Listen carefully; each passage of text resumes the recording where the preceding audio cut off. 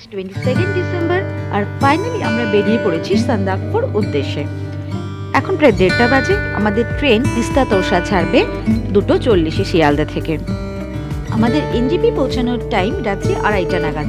না, ভাববে না যে অন্য কোনো ট্রেনের টিকিট পাইনি তাই এখানে বুক করেছি। অ্যাকচুয়ালি পারপাসলি আমরা এই ট্রেনটাই বুক করি যদি নর্থ বেঙ্গল বা সিকিমে যাই।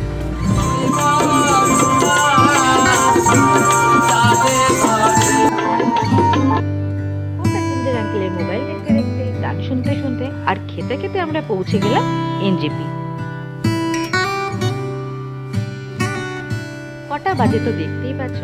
ট্রেনটা অ্যাকচুয়ালি ঠিক 3টের সময় এখানে পৌঁছে গেছিল। এক্স্যাক্টলি এই কারণটার জন্য না এই ট্রেনটা আমার এত ভালো লাগে। ডেস্টিনেশনে একদম সকাল সকাল পৌঁছে যাওয়া যায় আর পুরো দিনটা ইউটিলাইজ করা যায়। এনজেপিতে আমাদের গাড়ি বলাই ছিল 3,500 টাকা নিয়ে আমাদেরকে পৌঁছে দেবে মানেভঞ্জন। আমরা মানেভঞ্জনে পৌঁছে গেছিলাম মোটামুটি 8:45 নাগাদ। তখনও কিন্তু বুকিং কাউন্টার খোলেইনি। বুকিং কাউন্টার খোলে 8:30 নাগাদ। এখান থেকে কিন্তু টুকিটাকি গরম পোশাক কিনে নেওয়া যায়। বুকিং কাউন্টারটা খুলে গেছে আর আজকে আমরাই সবার আগে বুকিং করছি। 2023 থেকে নতুন রেট চালু হচ্ছে, সেটা আমি এখানে পোস্ট করে দিলাম। আমরা পৌঁছে গেছি আমাদের আজকের ডেস্টিনেশন গুরদুমে। এটা মানেভঞ্জন থেকে 5 কিলোমিটার আর গাড়িতে 300 থেকে 500 টাকার মতো নেবে। এই যে আঙ্গুল দিয়ে দেখালো, এখানে লেখা আছে যে এটা রেড প্যান্ডা জোন। আমাদের হোমস্টে গুরদুম ব্যাকপ্যাকার্স ক্যাম্পে পৌঁছতে হলে আমাদের এখান থেকে বেশ কয়েকশো সিঁড়ি, অলমোস্ট 350 হবে, ভেঙে ওপরে উঠতে হবে। 50টা সিঁড়ি ভেঙে আমার মেয়ে বসে পড়েছে, জানি না বাকিটা কি করে তুলবো। আমি কিন্তু এখানে জেনেই বুক করেছি যে এতগুলো সিঁড়ি ভেঙে ওপরে উঠতে হবে। তখন তো খুব আনন্দ হয়েছিল, চলো একটা ছোটখাটো ট্রেক হয়ে যাবে। কিন্তু এখন বুঝতে পারছি যে কি অবস্থা হচ্ছে এভাবে ওপরে উঠতে।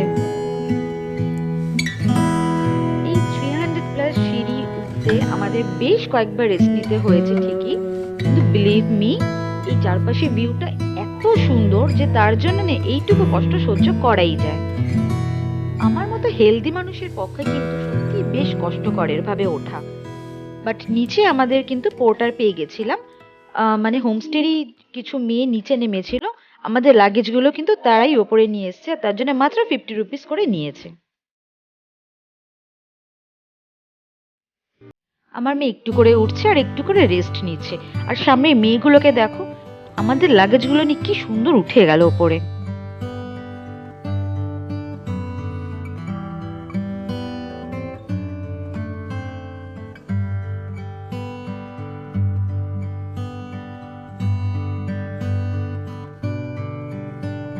অনেক কষ্ট করে ফাইনালি আমরা পৌঁছে গেছি। ওই যে দূরে বিল্ডিং গুলো দেখা যাচ্ছে, ওটাই আমাদের হোমস্টে। আমার মেয়ে এতক্ষণ হাঁপাতে হাঁপাতে আসছিল আর এখন এই মেয়েটার কোলে একটা পাপ্পি দেখতে পেয়ে একদম চাঙ্গা হয়ে গেছে।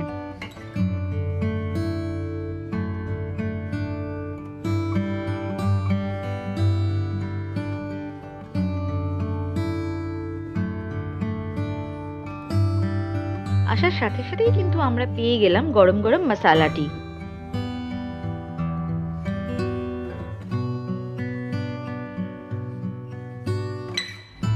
আর ওই যে দূরে উডেন কেবিন গুলো দেখতে পাওয়া যাচ্ছে, আজকে আমরা ওখানেই থাকবো।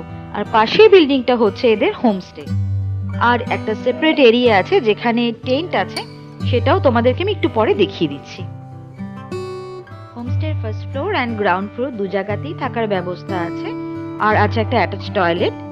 আর রুমে মোটামুটি 5-6 জন তো আরাম করেই থাকা যায়। আর হোমস্টে থেকেই কিন্তু পুরো এরিয়াটার খুব সুন্দর একটা ভিউ পাওয়া যায়। আমরা কিন্তু এই হোমস্টেটা বুক করেছি ইজি ফিজো থেকে। বুকিং ডিটেল সব কিন্তু ডেসক্রিপশনে দেওয়া থাকবে। হোমস্টেটা তো দেখে নিলে, এটা হচ্ছে কেবিন যেখান থেকে আমি উকি মারছি। আর এর ভেতরে মোটামুটি 3 জন তো আরাম করে থাকতে পারে। আর সারাদিন রুমে শুয়ে শুয়েই দেখা যায় এরকম একটা সুন্দর ভিউ। ওয়েদার দেখে ভেবো না যে মেঘলা, খুব সানি ওয়েদার ছিল। অ্যাকচুয়ালি এখানে সারাদিনই মেঘ আসছে আর যাচ্ছে। এটা সেই টেন্ট এরিয়াটা যেটার কথা একটু আগে বলছিলাম, ভীষণ সুন্দর। আর এদের কিন্তু টেন্ট, কেবিন আর হোমস্টে সবগুলোর অলমোস্ট একই ফেয়ার।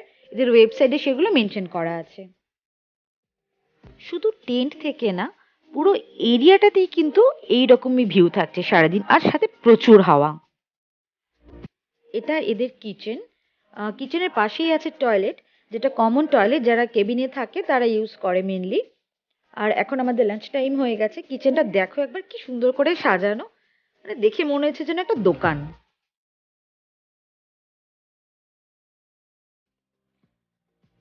আমাদের লাঞ্চের মেনুতে ছিল সর্ষে শাক ভাজা, তার সঙ্গে ডাল, আরেকটা ভাজা, আর ছিল হচ্ছে ডিমের কষা। আর প্রত্যেকটা রান্নাই হয়েছিল অসাধারণ। লাঞ্চ কমপ্লিট, এবার তোমাদের পুরো ক্যাম্পটা ঘুরিয়ে দেখাবো। বেশ অনেকটা জায়গা নিয়ে ক্যাম্পটা তৈরি, আর প্রতিটা কোণা যেন তৈরি হয়েছে জাস্ট ফটোগ্রাফি করার জন্যে। এতগুলো সিঁড়ি ভেঙে ওপরে উঠতে যা কষ্ট হয় এখানে, কিন্তু এইরকম সুন্দর একটা পরিবেশ পেলে না সব কষ্ট ভুলে যাওয়া যায়। মনে হয় যেন প্রত্যেক বছর একবার করে এসে ঘুরে যাই এখানে। এখানে না এরকম অনেক ছোট ছোট কিচেন গার্ডেন আছে এদের। এখানকার শাক সবজি এরা কিন্তু রান্নায় ইউজ করে। ক্যাম্পের পেছন দিকের অনেকটা এরিয়াই কিন্তু এরকম সুন্দর পাইন ফরেস্টে ঢাকা। আর এখান দিয়ে একটা ট্রেক রুট চলে গেছে ওপরে সান্দাকফোর দিকে।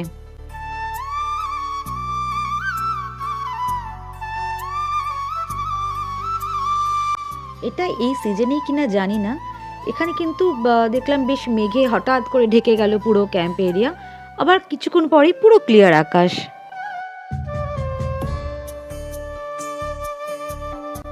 অনেক ভয় কাটিয়ে প্রথমবার কোনো কুকুরছানাকে কোলে নেওয়া।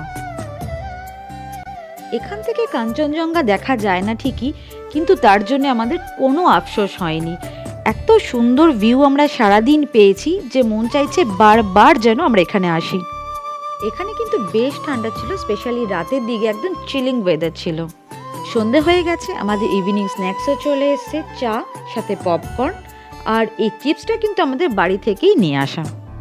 সন্ধেবেলা লাইটস অন করলে কেবিনগুলোকে এরকম সুন্দর লাগে দেখতে। It's now bonfire time. এই বনফায়ার আগুনটা কিন্তু এটা ফ্রি দিয়েছে, চিকেনটা আমাদের নিজেদের। 1.5 কেজির রেট পড়েছিল 900। ইয়াম্মি চিকেন খেতে খেতে আর হাজবেন্ডের গান শুনতে শুনতে ইভিনিংটা দারুণ কাটলো। আজীবন ভালোবাসা ছাড়া